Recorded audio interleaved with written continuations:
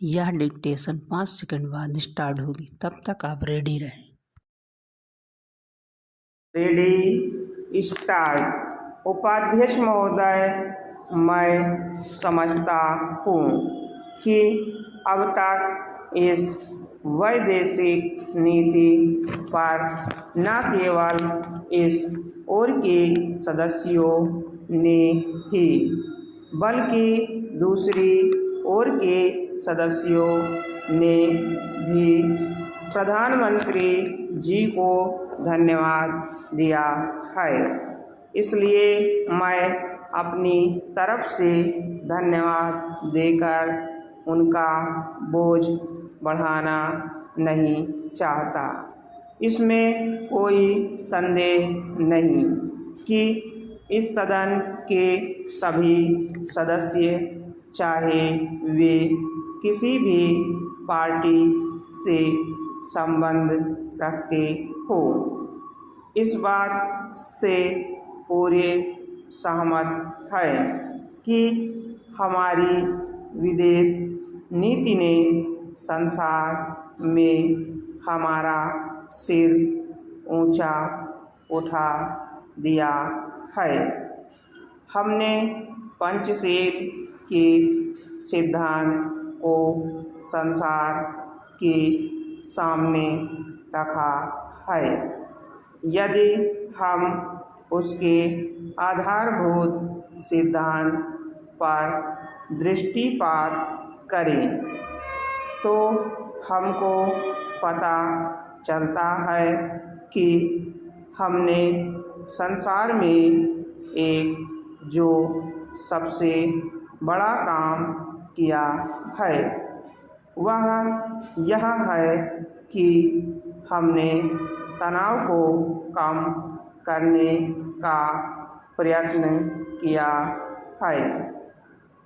जिस समय हमने नई नई स्वतंत्रता प्राप्त की तो हमारे सामने बहुत से प्रश्न थे।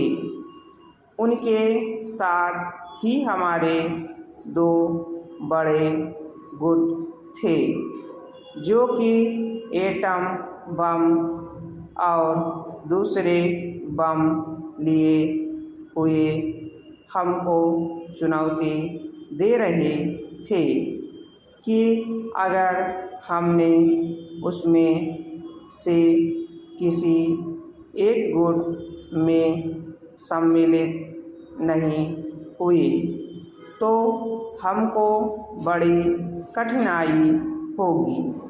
उस समय भी हमारे प्रधानमंत्री ने हमारे देश की वैदेशिक नीति को इसी स्तर पर रखा जिसके कारण आज हम संसार में अपना सिर ऊंचा उठा सकते हैं।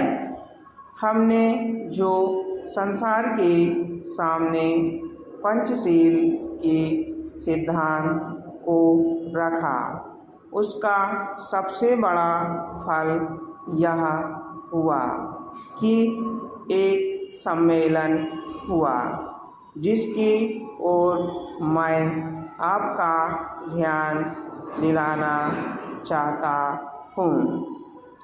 इस सम्मेलन में बड़े उत्साह के साथ संसार की 29 राष्ट्रों ने जो कि एशिया और अफ्रीका से संबंध रखते थे यह घोषणा की कि हम संसार में तनाव कम करना चाहते हैं और साथ ही हम यह चाहते हैं कि संसार में जो विभिन्न सामाजिक और आर्थिक नीतियाँ हैं वे साथ साथ चल सकें।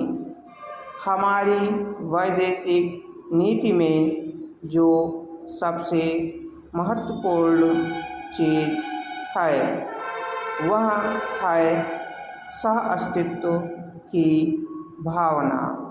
उसी भावना के फलस्वरूप हम देखते हैं कि आज कोरिया का युद्ध नहीं हुआ, जो कि एक तीसरे विश्व युद्ध के रूप में परिवर्तित हो सकता है।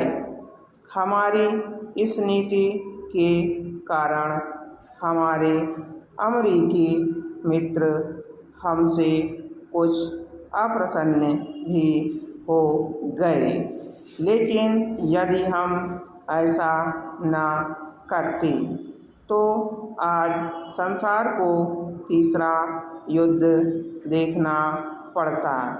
मैं बहुत ज़्यादा समय नहीं लूँगा, थोड़ा ही लूँगा।